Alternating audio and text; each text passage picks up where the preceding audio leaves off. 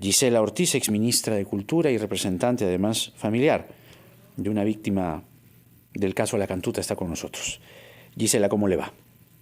Buenas tardes, Jaime. Muchas gracias por la oportunidad. ¿Qué tiene usted que decir sobre lo que acaba de ocurrir? Bueno, pues que una vez más aquí en nuestro país el derecho a la justicia de las víctimas no se está cumpliendo, que el razonamiento de quienes deben encargarse no solamente de garantizar ese derecho, sino también la constitucionalidad o no de algunas de los actos jurídicos, no necesariamente obedece al derecho, sino que se pone por encima otras razones. Nosotros como familiares, el día de ayer, al saber que se estaba programando para hoy esta audiencia, nos hemos pronunciado principalmente por el riesgo justamente de que fuese aprobada esta decisión de regalarle un indulto indebido a Fujimori, pero por otra razón, porque conocemos de algunos de los antecedentes políticos de dos de los magistrados, principalmente, y que suman 3 votos, porque públicamente a través de los medios de comunicación se ha conocido pues de algunas reuniones políticas que han tenido, y en ese sentido no ofrecían ninguna garantía para que la decisión de hoy sea una decisión imparcial como correspondería. Y en ese sentido, nuevamente como familiares, sentimos que nuestro derecho ha sido atropellado, que estamos frente a un Estado peruano que no garantiza derechos y que tenemos que seguir insistiendo ante el sistema interamericano para que llame la atención sobre la obligación que tiene el Estado peruano de garantizar el derecho a la justicia de las víctimas, pero además el debido proceso para los casos de indulto. La Corte Suprema de nuestro país hace 2 o 3 años atrás se pronunció respecto a que ese indulto que le regaló el expresidente Pedro Pablo Kuczynski en alianza política con Kenji Fujimori fue indebido porque no tenía no solamente las razones legales de sustento, sino tampoco las razones médicas. Y creo que duele reconocer que en este país no todos somos iguales ante la ley y que siempre pues estas negociaciones políticas se imponen para el beneficio de algunas personas o de algunos condenados, ¿no? Uh-huh. Ahora, las matanzas de Barrios Altos y La Cantuta son sin duda simbólicas y determinaron ciertamente la condena al expresidente por homicidio calificado.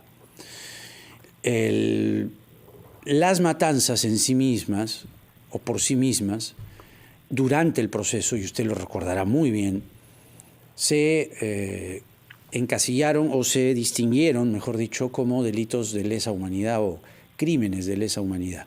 El médico, doctor Alejandro Aguinaga, acaba de decir que no tiene nada que ver Cantuta y Barrios Altos, porque son casos que el expresidente Fujimori nunca vio, nunca lideró, ni nada por el estilo. ¿Qué tiene usted que decir? Bueno, en primer lugar, lo que diga el señor Aguinaga nos tiene sin cuidado. Él es no solamente un fujimorista convencido, es un congresista por ese partido, es médico particular del señor Fujimori, y lo que diga, por supuesto, va a ser siempre para defender no solamente al sentenciado Alberto Fujimori, sino también su propia posición política. Y en ese sentido, lo que hay que reconocer son las sentencias que aquí se han dado en diversas instancias. En primer momento, la Corte Suprema de nuestro país encontró culpable a Fujimori y lo condenó. Y luego una sala especial de la Corte Suprema volvió a ratificar esa condena. Y la condena no tiene que ver sobre lo que nosotros creemos como familiares o lo que creen los fujimoristas, tiene que ver sobre el análisis de los hechos, de los testimonios y de las pruebas que llevaron al convencimiento de estos magistrados que Fujimori era culpable. Uh-huh. Y en ese sentido, esas sentencias se convierten en una verdad jurídica. Y sí me parece vergonzoso que en nuestro país sigamos no solamente desconociendo los hechos, tratando de negar los crímenes. Las víctimas existimos nosotros, sus familiares, y por 30 años seguimos luchando todos los días porque se respete ese derecho a la justicia y por lo tanto esas verdades jurídicas también se tienen que respetar, nos pueden gustar, no, podemos estar de acuerdo, no, pero son parte de todo el ordenamiento jurídico de nuestro país, y así lo ha establecido un sistema, un poder del Estado, no, el poder el judicial, ¿no? Y en ese sentido sí creo ¿Qué yo espera que, de la Corte Interamericana? bueno, la Corte está siempre evaluando la actuación del Estado peruano, toda vez que tanto Cantuta y Barrios Altos tenemos sentencias que no se han terminado de cumplir. No solamente porque falta la búsqueda de las personas desaparecidas, porque faltan algunas medidas de reparación, sino porque falta que se haga justicia.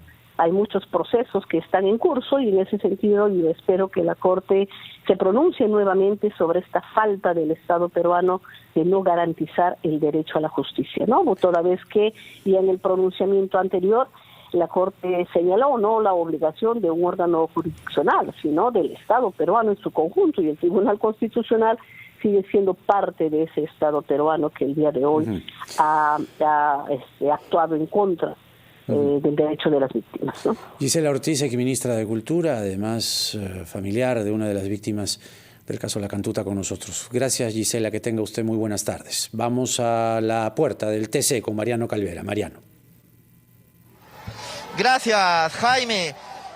Las personas simpatizantes fujimoristas que han estado desde muy temprano fuera de la sede institucional del Tribunal Constitucional en Girón Ancash celebran hasta este momento este fallo a favor que libera al expresidente Alberto Fujimori. Ya en este momento están retirándose del frontis, de uno de los lados laterales de la iglesia de San Francisco frente al Tribunal Constitucional por pedido de la Policía Nacional, todos ellos simpatizantes con algunos cuadros, pancartas. Los hemos visto, Jaime, abrazarse, incluso llorar sobre las fotografías del expresidente que trajeron hasta este punto. Vamos a ver si podemos conversar con alguna de ellas. Y es nuestro héroe nacional, el mejor presidente que tuvo el Perú, que siempre estuvo con todos los pobres. No hay nadie que se compare a él. Es mi gratitud hacia ese gran hombre que tengo, que mucho el terrorismo en Pamplona Alta existía. Y gracias a él combatió el terrorismo, señor. Es una de las simpatizantes que llegaron, Jaime, que están todavía, que permanecen aquí fuera del Tribunal Constitucional, que refieren que han venido de distintos puntos de la capital, trayendo algunos cuadros, algunas pancartas, fotografías del expresidente Fujimori, y que celebran este fallo a favor que le devuelve la libertad, este fallo que restituye el indulto que se le fue otorgado en el 2017. Ellos todavía permanecen aquí ya un poco más calmados. Hace un momento se encontraban ciertamente eufóricos, saltando, bailando, y ya a pedido de la Policía Nacional se han agrupado y ya proceden en algunos minutos más a retirarse. Jaime. Muy bien, Mariano. Esa es la situación en la puerta del Tribunal Constitucional. 1:00 p.m. con 57 minutos. Expectativa en la casa de Keiko Fujimori. Senia Martínez, adelante.